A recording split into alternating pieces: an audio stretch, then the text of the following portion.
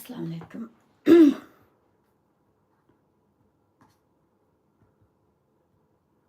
Bugun yana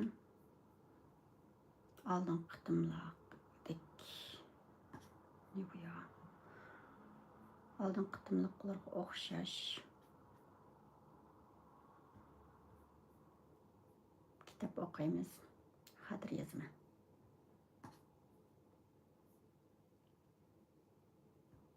Uyg'urcha tafsir javharlardan kelgan yerimizdan boshlaylik.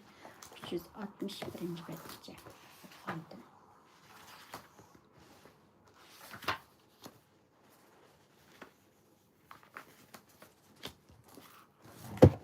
Euzu billahi mineşşeytanirracim. Bismillahirrahmanirrahim.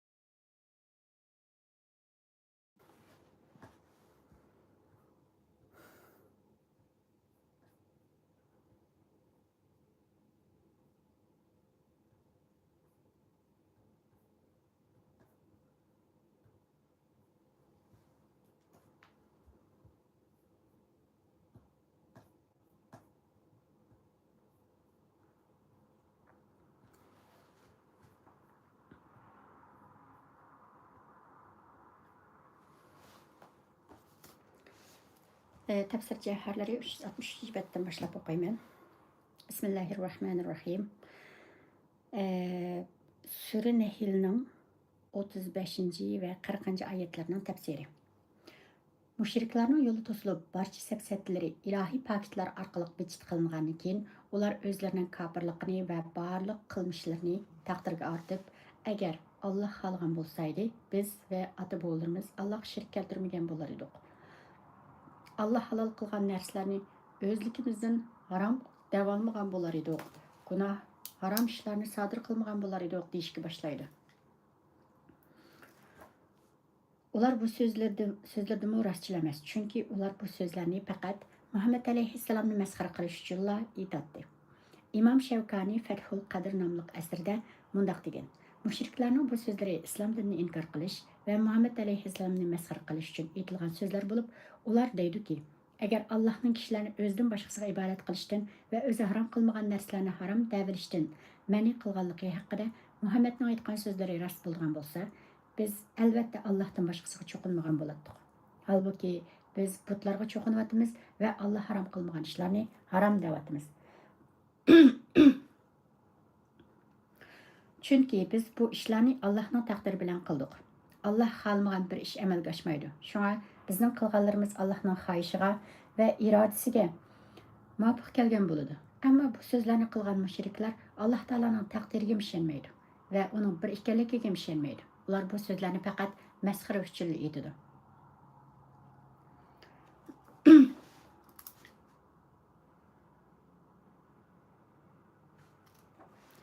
Mushriklarning bu qilmishi bir yangilik emas, chunki ulardan ilgirki kofir qavmlarmi o'zlarining payg'ambarlarini shunday inkor qilgan va o'zlarini oqlash uchun buningga o'xshash bema'ni so'zlarni to'qib chiqargan va haqiqatga qarshi chiqib payg'ambarlar bilan jidallashgan edi.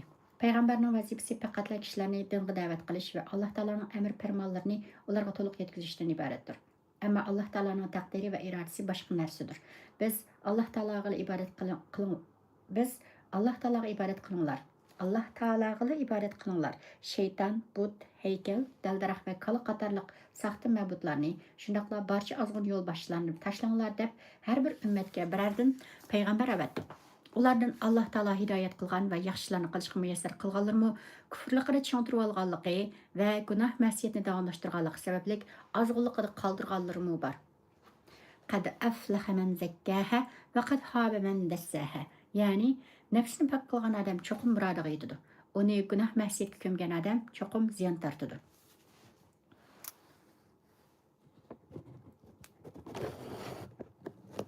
Biz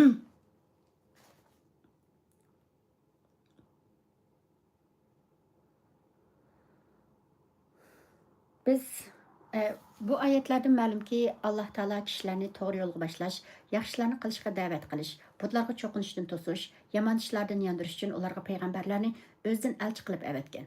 Shuning bilan bu payg'ambarlarning da'vatlarini anglagan insonlarning ba'zisi iymon etib, to'g'ri yo'lga ergashgan bo'lsa-mu, yana ba'zisi kofirlikda ching turilib, payg'ambarlar da'vat qilgan hidoyatni xohlamagan. Natijada iymon etgan va yaxshi amallarni qilgan kishilar baxtlilar qatoridan bo'ldi. İmandan yüz örgənlər bolsa, bəxslər qatardan boldu. Mükafat bilan jazo ularning amallariga qarab belgilangan bo'lib, Robbining amriga itoat qilganlari savobga erishib mukofotga, osiylik qilganlari gunohkor bo'lib jazoga loyiq bo'ldi. Bu ishlar Alloh taolaning amr farmonining uning irodasiga va xohishiga muvofiq kelishining shart emasligini isbotlamoqda.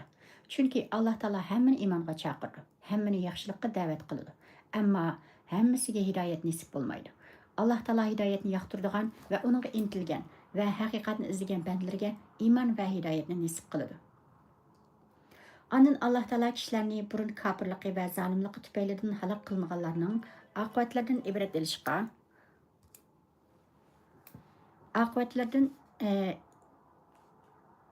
ibrat elishga, ularning qanday halok qilinganligini, ularning diyorlarida qolib qolgan izlardan bilishga chaqirdi. Shundaqla zaminning har qaysi joylarini kezib yurib, ilgirkilarning qanday halok bo'lganligidan ibrat elishga buyurdi.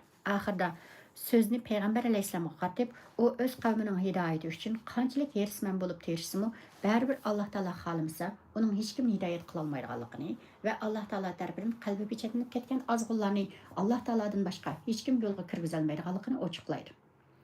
Kafirlar aniq bir haqiqatni inkor qilib, Alloh o'liklarni tirildirolmaydi olmaydi deb, Alloh taoloning nomi bilan qattiq qasam ichishdi. Ish shargiz ular o'ylagandek emas. Chunki Alloh taolo o'liklarni cho'qim tirildirdi. Bu Alloh taoloning va'dasi bo'lib, Alloh taolo va'dasini amalga oshirishga albatta qodirdir. Lekin insonlarning to'lisi Alloh taologa ishonmaganlikdan bu haqiqatni bilmaydi. Alloh taolo insonlarga o'zining adolatini ko'rsatish va tirildirishning rostligini bildirish uchun shundaqla kofirlarning Alloh o'liklarni tirildirolmaydi degan so'zda rostli yolg'onchi ekanligini o'tirg'i chiqarish uchun o'liklarni cho'qim tirildirdi. Ey kofirlar, sizlar nima uchun o'lgandan keyingi tirilishga ishonmaysizlar?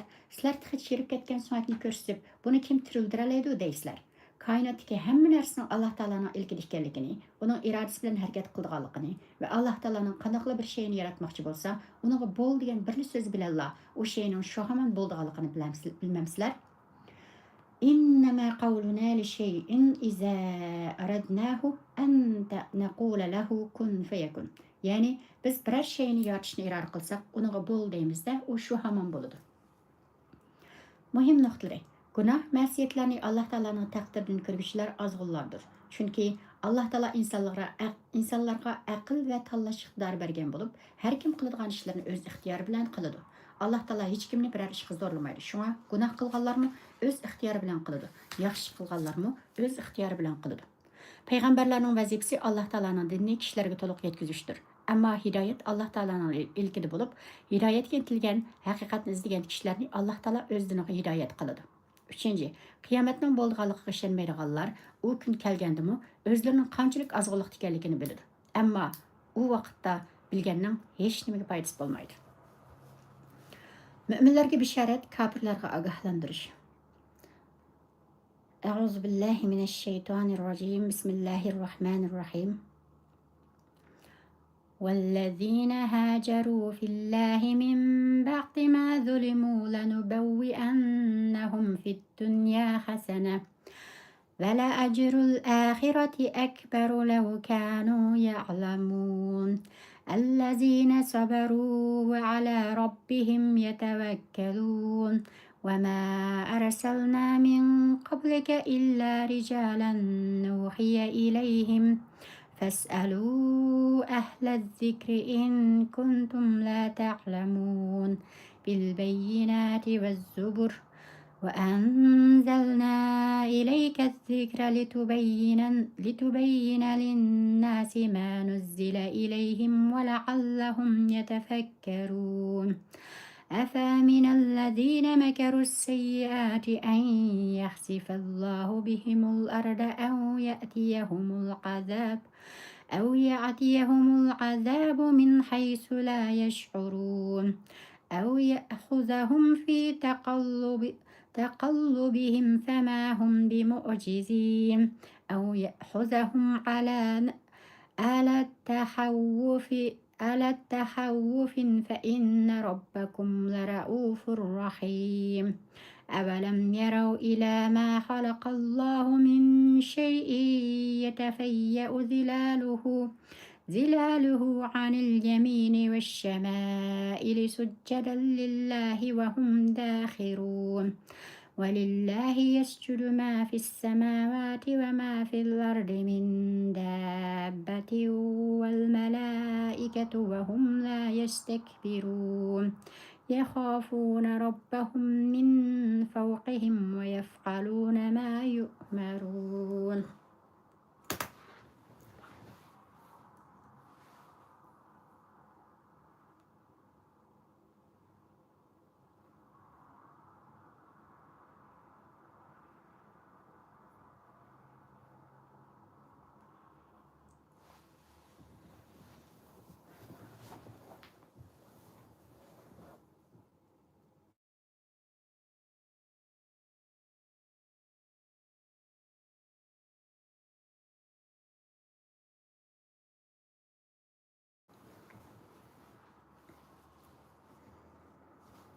Tərcümesi 41. ayet. Zulüm uçurğandan keyin Allah yolida hicret qilganlarni dunyoda cho'qim yaxshi joyga o'rlashtiramiz. Oxiratning mukofoti texmi cho'ngdir. Hicretdan qilib qolg'ishlar bu haqiqatni bilsaydi, hargiz qilib qolmaydi. 42. ayet. Ular ya'ni Allah yo'lida hicret qilganlar har qanday ahvolda chidamchanlik ko'rsatib, har ishda Robbiga tavakkul qiladigan kishilardir. 43. ayet. Ey payg'ambar, sendan ilgari biz faqat erlarga vahiy qilib, ularni payg'ambar qilib avatdik. Ey mushriklar, buni bilmasanglar, ilm ahlilaridan so'ranglar. 44. ayet. O payg'ambarlarni ochiq mo'jizlar va muqaddas kitoblar bilan avatdik. Biz sana bu Qur'onni insonlarga nozil qilingan ahkomlarni bayon qilib berishing va ularning tafakkur qilishi uchun nozil qildik. 45-46 ayet. Hilmikir ishlatib yomonlik qilganlar Allohning o'zlarini yerga yutqizib etishidan yoki o'zlariga o'ylamagan yerdan azob kelishidan va yoki o'zlarining safar ustidagi chog'larda jazo tutilishidan xotirjam bo'lib ketdimi, u chog'da ular qochib qutula olmaydi. 47. ayet. Yoki Allohning o'zlarini bir-birlab jazolab, butunlay halok qilib etishidan xotirjam bo'lib ketdimi? Shaksizki, sizlarning Robbinglar albatta ko'yimchandir, nihoyat mehribon shafqatlidir. 48. ayet. Ular Allah yaratgan şeylerinin sayılarının tövençilik bilen Allah'a boysunup, o'ng so'lga moyil bo'lib turayotganligini ko'rmadimi? 49. ayet. Asmanlardaki ve zimindeki barcha jonliqlar, farishtalar cho'nchilik qilmasdan Allohga bo'ysundi. 50. ayet. Ular o'zlarining ustidagi Robbidan qo'rqidi, o'zlariga buyurilganini qiladi. Tafsiri. Mushrik arablarning har turli zulm va azob uqubatlari tufaylidan o'z vatanini tashlab, bola chaqalarini, mol mulkini va qimmatli har narsani tark etib, Alloh taoloning yo'lida hijrat qilgan kishilarni Alloh taolo albatta yuqori martabalarga ko'tardi. Dunyoda ularni aziz qilib, moddiy va ma'naviy jihatlardan cho'qim boy qiladi. Ularga kuch-quvvat va hokimiyat ato qiladi. Ularga oxiratda beriladigan mukofot dunyodagisidan albatta cho'ng va ko'p bo'ladi. Chunki oxirat mukofot va mangulik esil hayotning makonidir. Hijratdan qilib qolganlar hijrat qilishning fazilatini va Alloh taoloning hijrat qiluvchilarga tayyorlagan mukofotlarning esilligini bilsaydi, ular hargiz hijratni qilib qolmagan bo'ladi.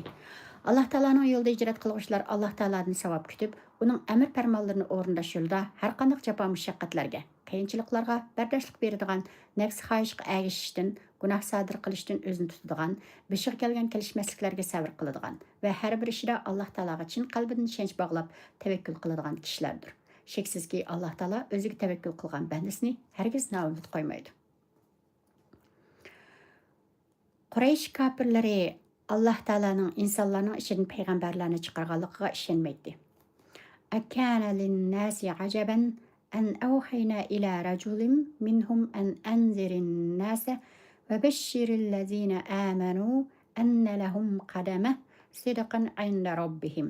Ya'ni insonlarning o'z orasidan chiqqan bir kishiga, ya'ni Muhammad alayhissalomga insonlarni ogohlantirgan, iymon etganlarga Robbining dargohida yuqori martaba borligi bilan xush xabar bergan deb vahiy qilganligimiz ular uchun ajablanarli ish bo'lib qopdimi? alloh taolo arab mushriklarning insondan payg'ambar kelmaydi deydigan sapsatisiga raddiya berib, muhammad alayhissalomdan ilgirmi ko'plagan arlarni payg'ambar qilib avatganligini, farishtadan payg'ambar avatmaganligini bayon qiladi. alloh taolo muhammad alayhissalomni qul subhana robbi hal kuntu illa basharar rasula, ya'ni robbim paktur, man faqat bir payg'ambar insonman deyishga buyurgan. alloh taolo barliq payg'ambarlarning faqat insonlar orasidan chiqqanligining rost ekanligiga ishonmagan mushriklarni yahudiy va xristianlarga murojaat qilishga buyurib, fasalu ahla zikri in kuntum la ta'lamun, ya'ni ey mushriklar, buni bilmasanglar ilm ahllaridan so'ranglar degan. Ya'ni ey mushriklar, bu masalani aniqlab dilinglardagi shakni yo'q qilish va muhammad alayhissalom ilib kelgan dinning haq va rost ekanligini, burunqi payg'ambarlarning hammasi insonlarning orasidan chiqqan kishilar ekanligini bilish uchun ahli kitobning ulamolaridan so'ranglar. Allama ibn Atiyaning tafsiriga asoslanganda, bu oyat garchi yahudiy va xristian olimlardan so'rab bilish haqida nozil bo'lgan bo'lsa-mu, barliq ilm ahli ko'zda tutilgan bo'lib, oyatdagi ilm ahlilari degan so'z qandaqli bir fanni bo'lsin, bir narsa biladigan kishilarning hammasini va barliq ixtisos egalarini o'z ichiga oladi. Buningga binoan deymizki, bu oyat bilmaganlarni biladigan kishilardan so'rab o'rganishning zarurligini ifodalaydi. Hamma odam Qur'on Karim va hadisning shariat ahkomlarini chiqarishni bilmaganlikdan avom xalqning, hatto ijtihod qilish darsiga yetmagan olimningmi biror mazhab peshvosiga ayishi yaxshidir. Ko'p sonli ulamolar avom xalqning islom dunyosida birdek e'tirof qilingan Hanafi, Shafi'i, Hanbali va Maliki qatorliq mazhablardan biror mazhabga ayishning afzalligini ta'kidlaydi. Ey payg'ambar, biz sana bu Qur'on Karimni kishilarga nozil qilingan diniy ta'limotlarni va shariat ahkomlarini ochiq bayon qilib bersin, ularni tafakkur qilib, aqlni ishlatib, bu haqiqatlarni tushunsin deb nozil qildik. Albatta sen bularni yaxshi bilasan. Shunga sen insonlarga haqning ahkomlarini to'liq o'rgatgin.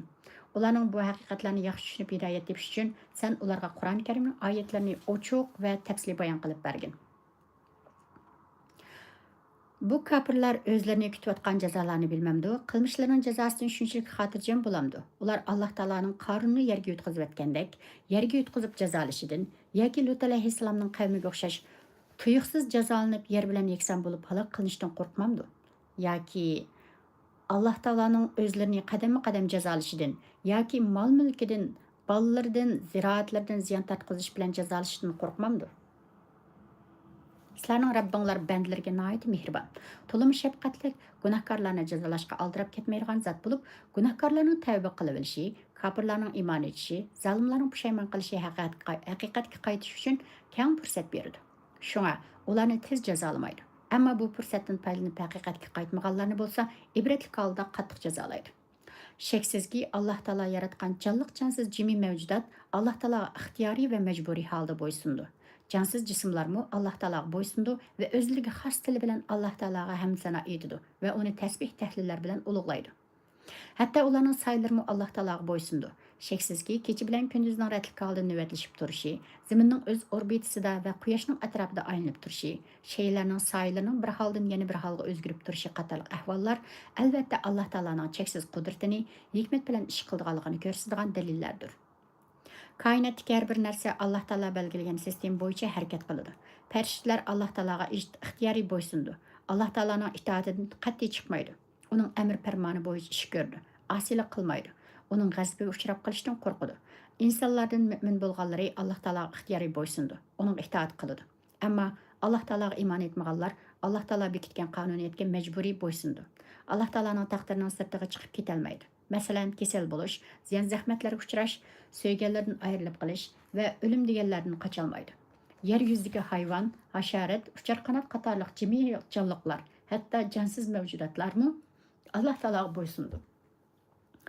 Uning belgilamasi va taqdir bo'yicha harakat qiladi. Demak, barliq mavjudot Alloh taologa bo'ysundi. Mühim nöqtələri, etiqad erkinligi bo'lmagan diniy faoliyatlarni va ibodatlarni erkin nazorat qilish imkoniyati bo'lmagan davlatdan etiqadda erkin, ibodatlarni azod qilg'ili bo'ladigan, hijrat qilg'uvchilarning jinniy va mol mulkini qo'g'dashga kafolat bera oladigan islom diyoriga hijrat qilish masalasi sharoitga qarab ba'zida farz, ba'zi mustahab bo'lib belgilandi. Ammo hozirgi kunda hech bir islom davlati musulmon muhojirlarga quchoq ochmaydi. Ularni qabul qilib, grajdanlik bermaydi. Amerika, Kanada ve Avrupa devletleri muhacirlerini kabul qilib, ularga grajdanlik berdi. Biroq ular sizning va farzandlaringizning e'tiqodini tadrijiy sustlashtirib, sizni diningizdan va milliy qimmatlaringizdan yiroq qilib qo'ydi. Ikkinchi, dinga munosabatli masalalarni xohlagan odamdan emas, balki diniy ilmlarda yetilgan taqvodir olimlardan so'rab o'rganish lozim deb bilmaganni bilganlardan so'rab o'rganish ayb emas. Ammo so'rashdan xijil bo'lib, ishlarni o'z yo'lida qilmaslik, amal ibodatlarni dinimizda ko'rsatilgan bo'yicha o'rindamaslik gunohdir. Uchinchi, hadismi vahiydir. Chunki Qur'on Karim lafzi ma'nosi bilan Alloh taolodan Muhammad alayhissalomga kelgan vahiydir.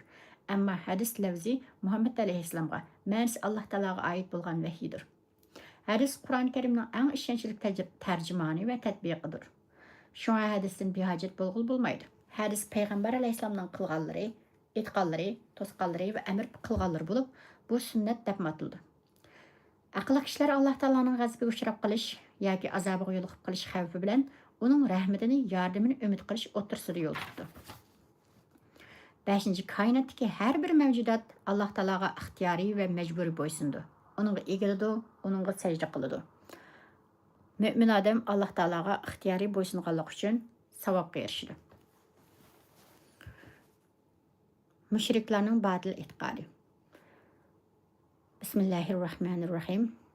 وقال الله لا تتخذوا إلهين اثنين إنما هو إله واحد فإياي فارهبون وله ما في السماوات والأرض وله الدين واسبا أفغير الله تتقون وما بكم من نعمة فمن الله ثم إذا مسكم الضر فإليه تجأرون ثم إذا كشف الضر عنكم إذا فريق منكم بربهم يشركون ليكفروا بما آتيناهم فتمتعوا فسوف تعلمون ويجعلون لما لا يعلمون نصيبا مما رزقناهم تالله لتسألن عما كنتم تفترون ويجعلون لله البنات سبحانه ولهم ما يشتهون وإذا بشر أحدهم بالأنثى ظل وجهه مسودا وهو كظيم يتوارى من القوم من سوء ما بشر به أيمسكه على هون أم يدسه في التراب ألا ساء ما يحكمون للذين لا يؤمنون بالآخرة مثل السوء ولله المثل الأعلى وهو العزيز الحكيم ولو يؤاخذ الله الناس بظلمهم ما ترك عليها من دابة ولكن يؤخرهم إلى أجل مسمى فإذا جاء أجلهم لا يستأخرون ساعة ولا يستقدمون ويجعلون لله ما يكرهون وتصف ألسنتهم الكذب أن لهم الحسنى لا جرم أن لهم النار وأنهم مفرطون. Tərcüməsi 51-ci ayət. Allah insanlarga iki ilahqa itiqad qılmanglar. O Allah faqat bir ilahdır. Şuna məndən qorqunlar dedi. Asmanlardakı və zimindəki həmmə narsa Allah'nındır. Taat ibadet həmişə Allah xasdır. Şundaq turuqluq Allah'tan başqasından qorqamsızlar. 53-cü ayət. Sizlər bəhrəmən boluyatqan hər qandaq nimət Allah'tındır. Ondan sizlərə birər ziyan zəhmət yetsə, onunla yalvarıb dua qılısızlar. 54-cü ayət. Ondan Allah sizlərdən ziyan zəhmətini götürməsə, aranglardan bir bölük adam şu haman Rabbi şirk keltirdi. 55-ci ayət. Ular Bizning bergan ne'matimizga noshukirlik qilish uchun shunday qiladi. Sizlar dunyo hayotimdan bahramand bo'lib turinglar. Hayotidan bahramand bo'lib turinglar. Ishinglarning oqibatini uzoqqa qolmay bilib qolasizlar. 56 oyat. Ular biz bergan rizqdan o'zlari mohiyatini bilmaydigan narsalarga, ya'ni butlarga nisbi belgilaydi. Ey mushriklar, Allohning nomi bilan qasamki, sizlar o'zinglarni o'ydirib chiqargan narsanglardan cho'qim so'roqqa tortilsizlar. 57 oyat. Ular qizlarni Allohga mansub qiladi. Alloh albatta bundoq bo'htondan pokdir. O'zlariga bo'lsa, o'zlari yaxshi ko'rgan o'g'illarni tavba qiladi. 58 oyat. Ularning birarsiga qiz bolasi bo'lganlik xabari yetkazilsa, qattiq g'azablanib chiroyi qardab ketadi. 59 oyat. Yetkazilgan xabarni yomon ko'rganlikdan u qizni nomusga chidab saqlab qolamdi yoki uni to'pig'i tirik ko'mib yetamdi. Buni o'ylab o'z qavmiga ko'rinmay yoshinib oldi. Qaranglar, ular chiqargan hukm nima degan qabih. 60 oyat. Oxiratga ishonmaydiganlar yomon sifatga egidir. Eng asl sifatlar Alloh xosdir. Alloh g'olibdir, hikmat bilan ish qilg'uchidir. 61 oyat. Agar Alloh insonlarni ularning zulmi tufaylidan darhol jazolaydigan bo'lsa, yer yuzida hech qanday jon egisini qo'ymagan bo'ladi. Lekin Alloh ularni jazolashni muayyan vaqt qadar kechiktirdi. Ularning jazolanish vaqti kelganda, ular uni qilchi ilgari keyin qila olmaydi. 62 oyat. Ular o'zlari yomon ko'radigan narsani Allohga mansub qiladi. Ularning tillari eng yaxshi oqibat bizga mansubdir deb yolg'on so'zlaydi. Shaksizki, ularga albatta do'zax bor. Ular do'zaxda tashlanib qolg'uchilardir. Bu oyatlarning oldingi oyatlar bilan bo'lgan munosabati.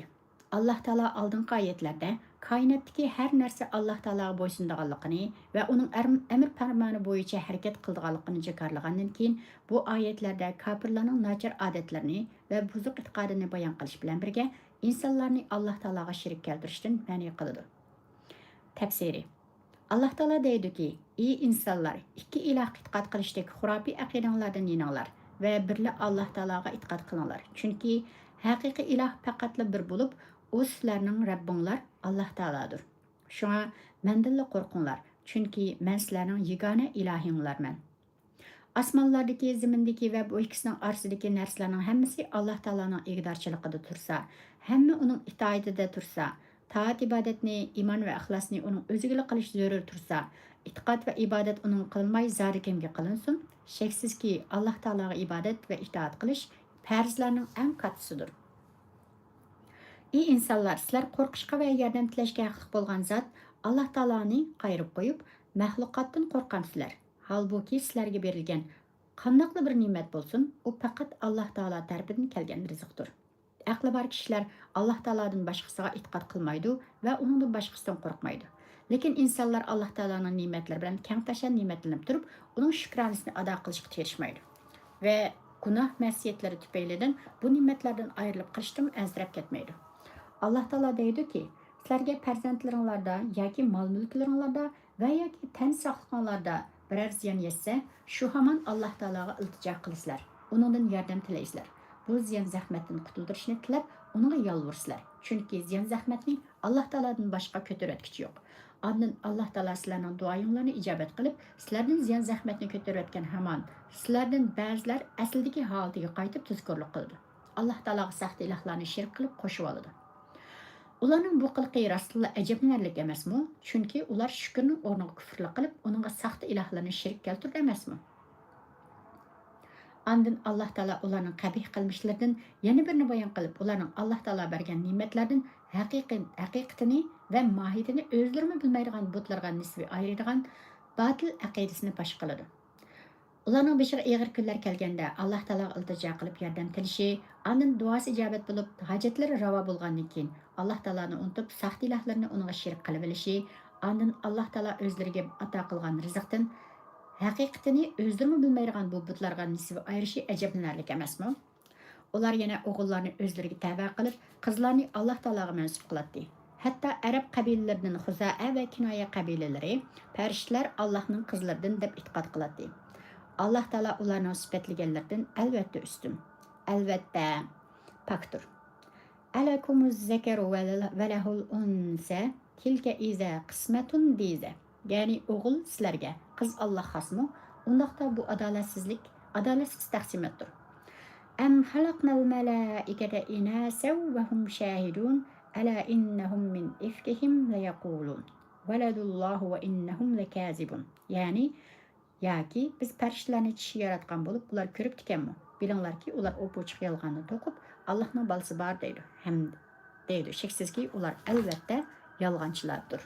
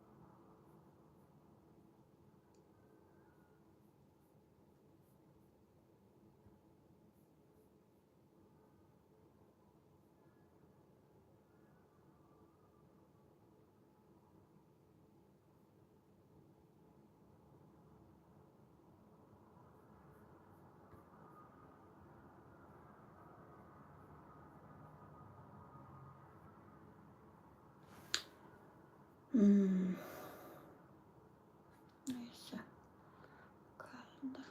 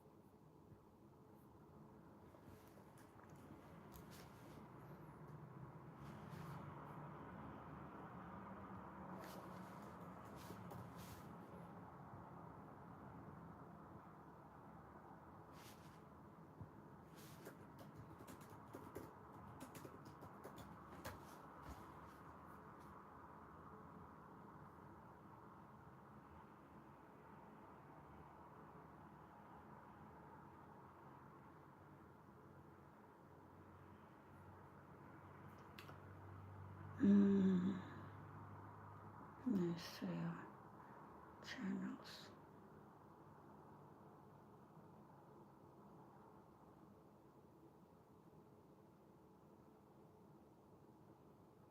New message.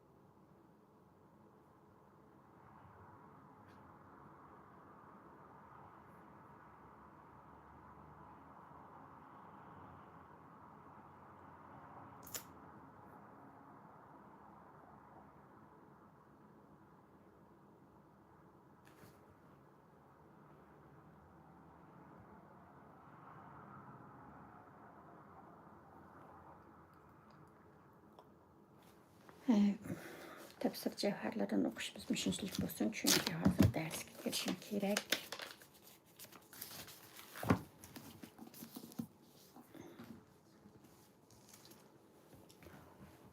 İnşallah kelar kıtımlık Nahmeyden tarqıtışımızda görüşelim. Allah'a emanet.